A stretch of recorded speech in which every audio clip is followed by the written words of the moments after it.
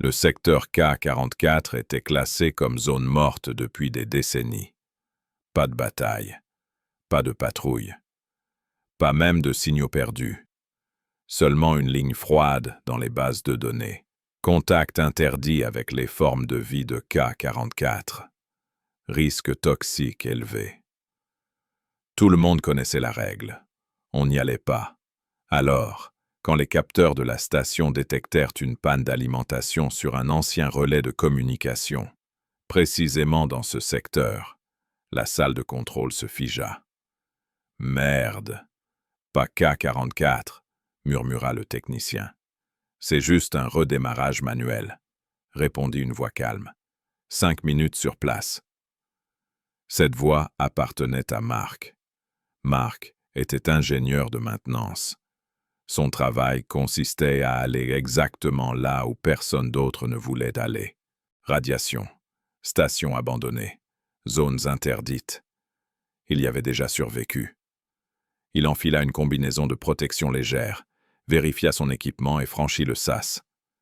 La surface du secteur K44 était étrange. Le sol était sombre, presque noir. L'air semblait lourd, immobile, saturé d'un brouillard bas qui avalait l'horizon. Aucun vent, aucun son. Juste un silence trop profond pour être naturel. Mark atteignit le relais rapidement. Le diagnostic confirma ce que les capteurs avaient me signalé. Le module d'alimentation avait brûlé. Il s'agenouilla et commença à démonter le panneau. Et c'est à ce moment-là qu'il sentit quelque chose. Pas un bruit, pas un mouvement. Mais cette certitude glaciale, quelqu'un l'observait. Mark s'arrêta lentement et tourna la tête. À une vingtaine de mètres, une silhouette se tenait immobile dans le brouillard, grande, fine.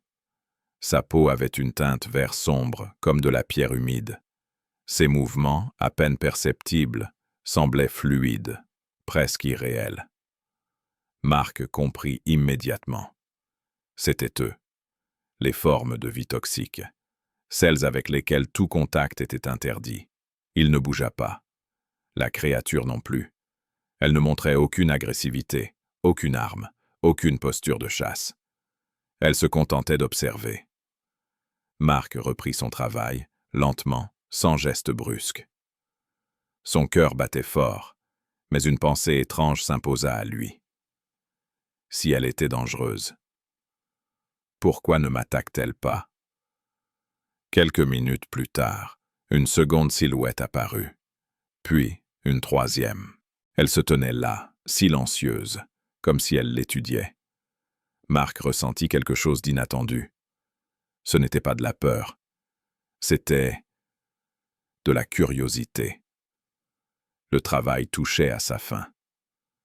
La chaleur à l'intérieur de sa combinaison devenait écrasante. Il attrapa sa gourde, ouvrit la valve et but une longue gorgée d'eau. À cet instant précis, l'une des créatures fit un pas en avant. Mark se figea. Elle ne le regardait pas. Elle regardait la gourde. Et dans ce regard, il n'y avait ni menace, ni colère. Seulement un intérêt intense. Pour la première fois, une pensée interdite traversa l'esprit de Mark. Et si elles n'étaient pas toxiques? Et si elles étaient simplement incomprises? Il ne le savait pas encore. Mais ce simple geste, boire de l'eau, venait de déclencher quelque chose qui allait changer à jamais la compréhension entre deux espèces. Et le secteur K44 n'était plus une zone morte. Mark resta immobile. La créature avait avancé d'un pas, lentement, presque avec hésitation. Ses yeux, sombres, profonds, étrangement calmes, étaient fixés uniquement sur la gourde. Pas sur lui. Pas sur l'outil. Sur l'eau. Les autres êtres se tenaient en arrière, silencieux, comme s'ils attendaient quelque chose. Une décision. Un signal. Mark sentit sa gorge se serrer. Les protocoles de la station étaient clairs. Ne pas interagir, ne rien donner, ne rien échanger. Mais ce qu'il voyait devant lui ne ressemblait en rien à une menace. La créature fit un autre pas. La distance entre eux n'était plus que de 10 mètres. Marc remarqua alors un détail troublant. Leur peau n'était pas agressive, ni corrosive comme les rapports l'indiquaient. Elle semblait humide, presque fragile, vivante. Il pensa soudain. Si elle voulait me tuer, je serais déjà mort. La chaleur dans sa combinaison devenait insupportable. Il tenait toujours la gourde dans sa main. Lentement, très lentement, Marc se mit à genoux, pas par peur, mais pour montrer qu'il ne représentait aucune menace. Le brouillard sembla s'épaissir autour d'eux, comme si la planète elle-même retenait son souffle. Marc posa la gourde sur le sol. Puis, avec un mouvement contrôlé, il la fit glisser doucement vers l'avant, à quelques mètres des créatures.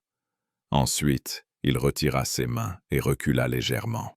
Le silence devint absolu. La créature principale s'approcha.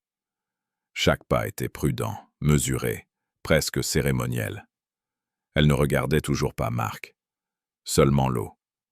Elle s'arrêta devant la gourde. De longs doigts fins effleurèrent sa surface métallique. Et à cet instant précis, quelque chose d'inattendu se produisit. Les autres êtres, derrière elle, s'abaissèrent soudain vers le sol, presque simultanément, comme un rituel. La créature souleva la gourde avec une délicatesse troublante, pas comme un objet, mais comme quelque chose de sacré. Marc sentit un frisson lui parcourir l'échine. Elle ne but pas. Elle serra la gourde contre elle et leva lentement les yeux vers lui. Dans ce regard, il n'y avait plus de curiosité. Il y avait de la confusion, et quelque chose d'autre, un respect profond. Marc comprit alors qu'il venait de faire bien plus qu'un simple geste de survie. Il venait d'enfreindre une règle. Pas celle de la station, mais une règle bien plus ancienne, celle de leur monde. Et il n'avait aucune idée des conséquences. Marc resta figé. La créature tenait toujours la gourde contre sa poitrine, immobile, comme si le temps s'était arrêté autour d'eux. Le brouillard semblait plus dense, mais l'air n'était pas hostile. Il était attentif. Puis Marc ressentit quelque chose. Pas une douleur, pas une peur, une pression douce, directement dans son esprit. Il ferma les yeux par réflexe, son cœur battant plus vite. Ce n'était pas une voix. C'était une sensation. Un sens. Tu as donné ce qui maintient la vie. Marc inspira lentement. Ce n'est que de l'eau, murmura-t-il, sans même savoir pourquoi il parlait à voix haute. La créature inclina légèrement la tête. La pression mentale revint, plus claire. Ici, l'eau n'est jamais donnée. Marc ouvrit les yeux. Les autres êtres s'étaient redressés, mais restaient à distance, formant un large cercle. Aucun mouvement agressif, aucune menace, seulement une attention totale. Marc comprit soudain quelque chose d'essentiel. « Vous la gardez, » dit-il doucement. « Vous la protégez. » La réponse ne vint pas sous forme de mots. Elle vint sous forme d'images. Des visions fragmentées traversèrent de son esprit. Une terre noire et sèche, des fissures dans le sol, des bassins creusés dans la roche, quelques gouttes sombres conservées avec une précision presque religieuse. Chaque goutte est comptée. Marc sentit sa poitrine se serrer. Dans tous les rapports, le secteur K44 était décrit comme toxique, inhabitable, hostile. Ah! Mais la vérité était bien plus simple. Ce monde n'était pas dangereux. Il était pauvre. Pauvre en eau. Pauvre en survie.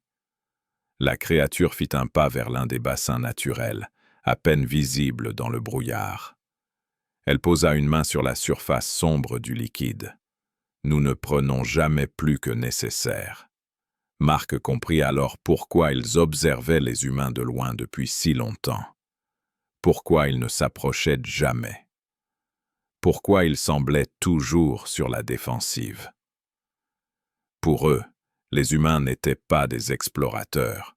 Ils étaient des preneurs, Des êtres qui arrivaient, extrayaient, pompaient, transportaient et repartaient. Et aujourd'hui, pour la première fois, un humain avait fait l'inverse. Marc sentit une chaleur étrange lui monter dans la poitrine. « Je ne savais pas », murmura-t-il. La créature le regarda longuement. Puis cette pensée, lente et grave, traversa son esprit. « Tu n'as pas pris, tu as offert. » Marc comprit alors que ce simple geste venait de briser quelque chose. Pas une loi, pas un protocole, un mythe. Et dans le silence de K44, une civilisation entière venait de voir l'humanité sous un jour qu'elle n'avait jamais imaginé. Le brouillard se mit à bouger. Pas à cause du vent. Il n'y en avait toujours pas. Il se déplaçait lentement, comme s'il obéissait à une volonté silencieuse. Les créatures s'écartèrent légèrement, ouvrant un passage devant Marc. Aucune d'elles ne le touchait. Aucune ne l'approchait trop près. Mais toutes le regardaient. La créature principale fit un mouvement lent, montrant l'espace devant elle. Ce n'était pas un ordre. C'était une invitation. Marc hésita. Les protocoles de la station résonnaient encore dans sa tête. Zone interdite. Contact interdit. Interaction interdite. Mais ces règles avaient été écrites par des gens qui n'avaient jamais vu ce qu'ils voyaient maintenant. Il fit un pas en avant, puis un autre. Les créatures reculaient à mesure qu'il avançait, maintenant toujours la même distance, comme si elles voulaient le guider sans jamais l'entourer. Le brouillard s'ouvrit lentement, et Marc vit. Des creux taillés dans la roche noire, alignés avec une précision étonnante. Des dizaines, puis des centaines. Dans chacun d'eux, une faible quantité de liquide sombre brillait faiblement. De l'eau. Rare.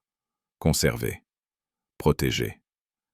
Marc sentit sa gorge se serrer. « C'est tout ce que vous avez ?» murmura-t-il. La réponse vint immédiatement, claire maintenant. « Pour nous, oui. » Il comprit. Cette planète ne leur offrait presque rien. Pas de rivière, pas de pluie régulière. Seulement de rares condensations, collectées lentement, goutte après goutte. Chaque bassin représentait des semaines, parfois des mois, et les humains appelaient ça une zone toxique. Nous pensions que vous viendriez prendre le reste, ressentit-il. Marc ferma brièvement les yeux. Il imagina des sondes, des extracteurs, des machines humaines aspirant ce qu'il restait sans même comprendre. « Nous ne savions pas », répéta-t-il doucement. La créature l'observa longuement. Puis cette pensée, lourde mais calme, traversa son esprit. « Tu as donné sans demander. » Marc comprit alors quelque chose de crucial. Ce n'était pas l'eau qui comptait. C'était le choix. La créature s'agenouilla près d'un bassin, plongea ses doigts dans l'eau sombre, puis les porta à son front dans un geste lent et solennel. Les autres imitèrent le mouvement. Un rituel. Un signe de reconnaissance. Marc sentit un frisson parcourir son dos. Il n'était plus un intrus. Il était un témoin. Et peut-être le premier humain à être accepté ici. Dans le silence épais de K44, une vérité simple s'imposa à lui.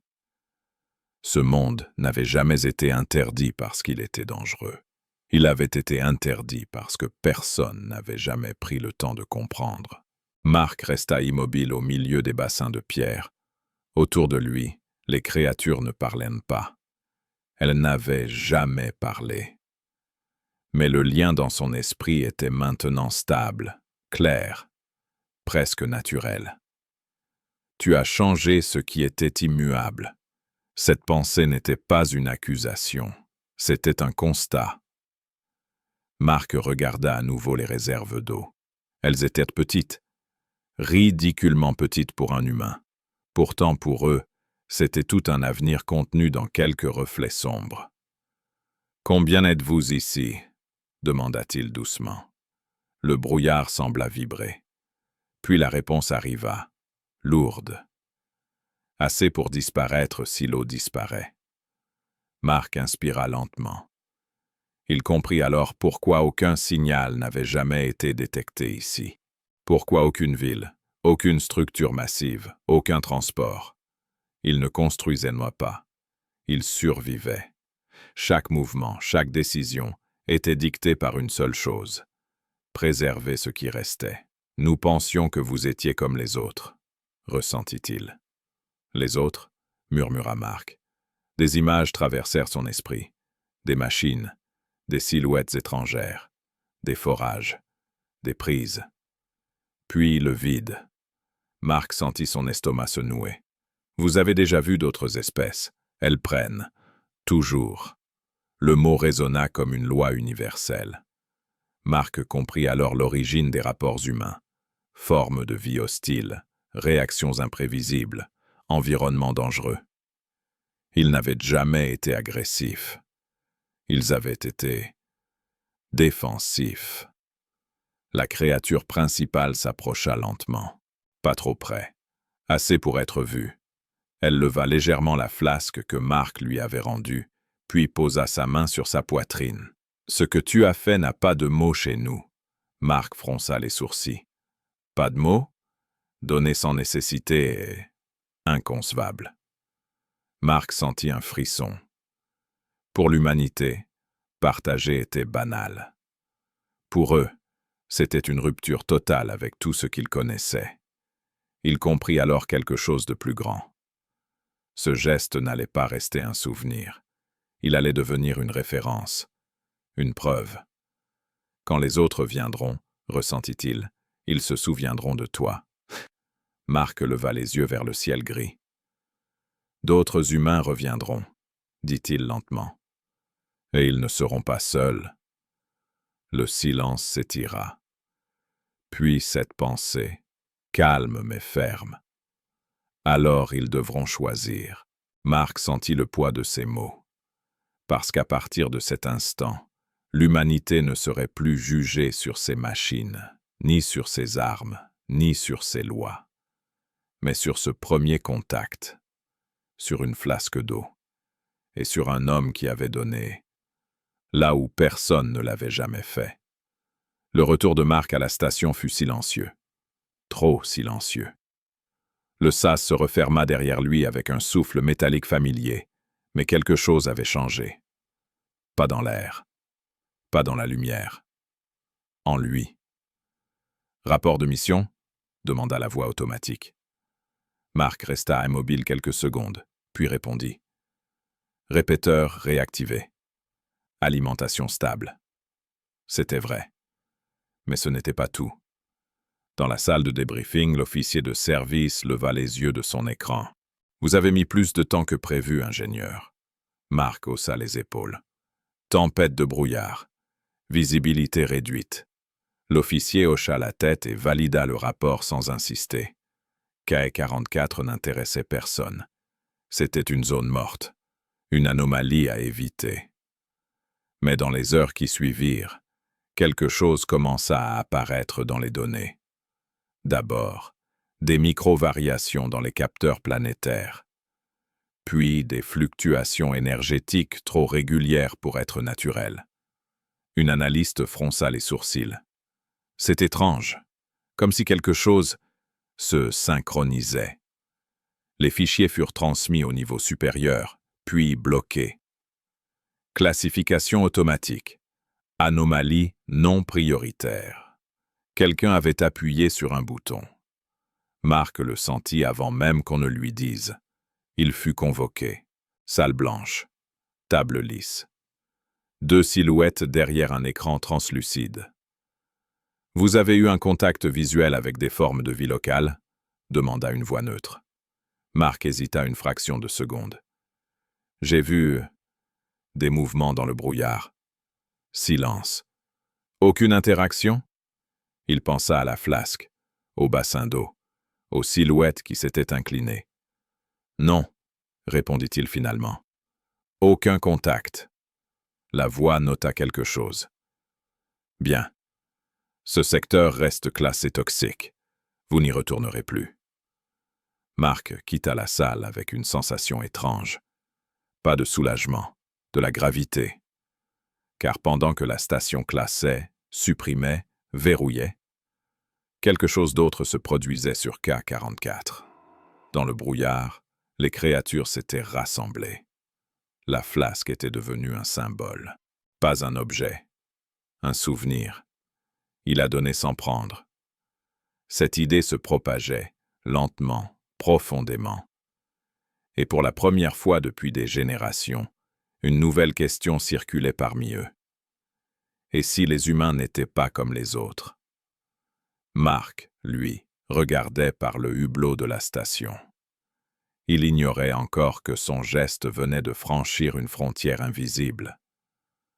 Une frontière que ni protocole, ni classification, ni silence officiel ne pourraient contenir longtemps. Le problème avec les silences prolongés, c'est qu'ils attirent toujours quelqu'un. 3 jours après l'intervention de Marc, les anomalies de K44 cessèrent d'être locales. Elles franchirent un seuil. Un relais scientifique indépendant, situé à 2 systèmes de là, détecta une variation gravitationnelle infime mais cohérente. Puis une autre. Puis encore une.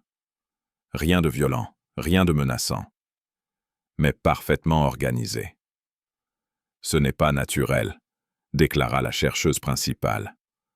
Ce n'est pas chaotique, c'est intentionnel. Le rapport remonta, puis remonta encore. Et pour la première fois depuis des décennies, le Conseil d'observation galactique rouvrit un dossier oublié. Secteur K44, zone morte, forme de vie toxique, contact interdit. Qui est entré récemment dans le secteur? Demanda un conseiller. Les archives répondirent immédiatement. Mission technique. Ingénieur humain. Durée 47 minutes. Un silence pesant s'installa dans la salle. Les humains, répéta une voix plus ancienne. Toujours eux. Pendant ce temps, sur la station, Marc sentait le changement sans pouvoir l'expliquer. Les patrouilles orbitales se rapprochaient. Les scans devenaient plus fréquents. Et surtout, on évitait de lui parler. Un technicien murmura en passant. « Tu sais que K44 est maintenant sous observation renforcée ?» Marc s'arrêta. « Pourquoi ?»« Parce que quelque chose là-bas. » Réponds. Cette nuit-là, Marc ne dormit pas. Il revoyait les bassins sombres, la manière dont les créatures protégeaient chaque goutte. Leur regard quand il avait posé la flasque au sol. Il comprenait maintenant ce que les capteurs n'osaient pas écrire. Ce n'était pas une réaction biologique, c'était une réponse culturelle. Sur K44, le brouillard vibrait doucement. Pas d'énergie brute, pas de signal classique, un rythme. Les créatures se rassemblaient autour des réserves d'eau. Et au centre de ce rassemblement, le souvenir d'un humain qui avait donné.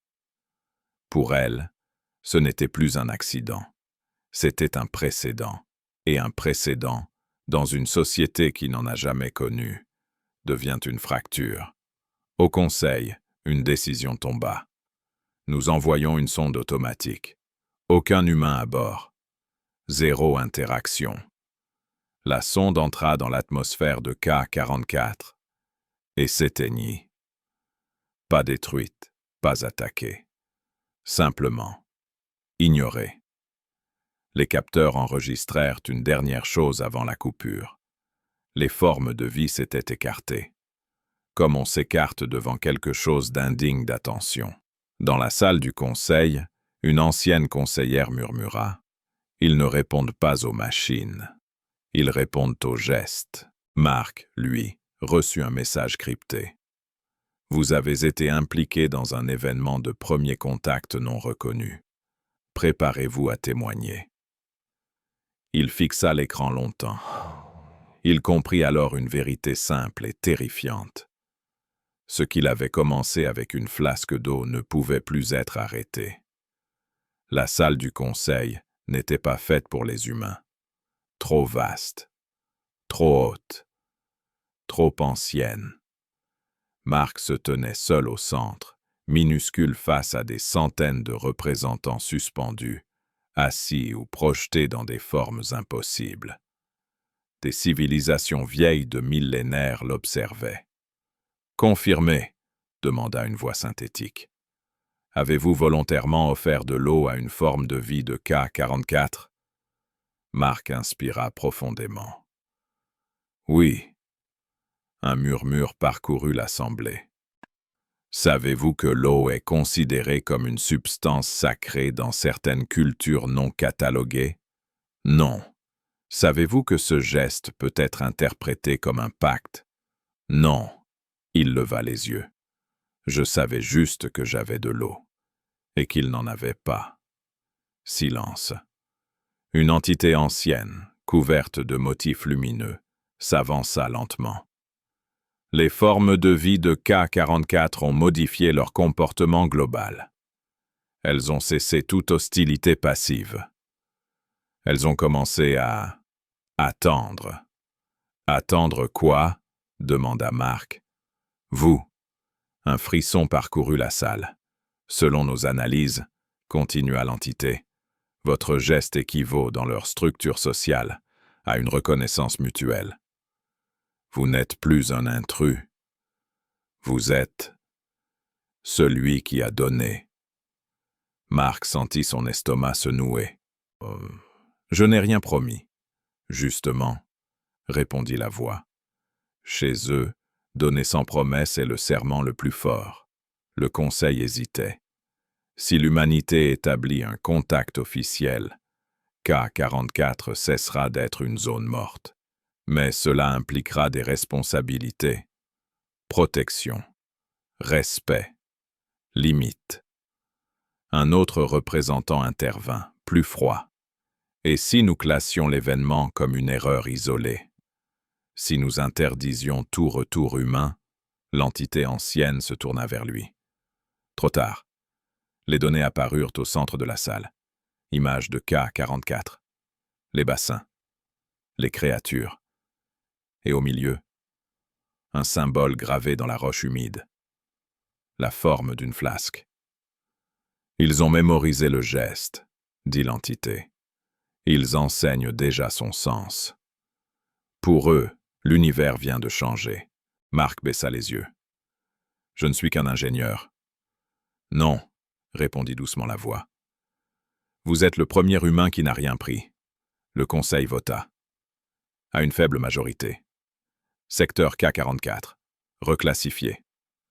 Contact pacifique autorisé. Statut. Civilisation protégée. Marc reçut une dernière question. Acceptez-vous d'être le premier à y retourner? Il pensa au brouillard, à la flasque, au regard. Oui.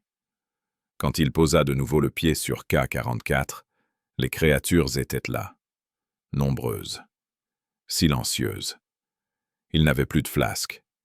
Alors il s'agenouilla et posa ses mains vides sur le sol. Cette fois, ce fut elles qui s'approchèrent. Parfois, pour changer le destin de deux espèces, il ne faut ni armes, ni traité, ni mots. Juste une chose offerte quand personne ne l'attend.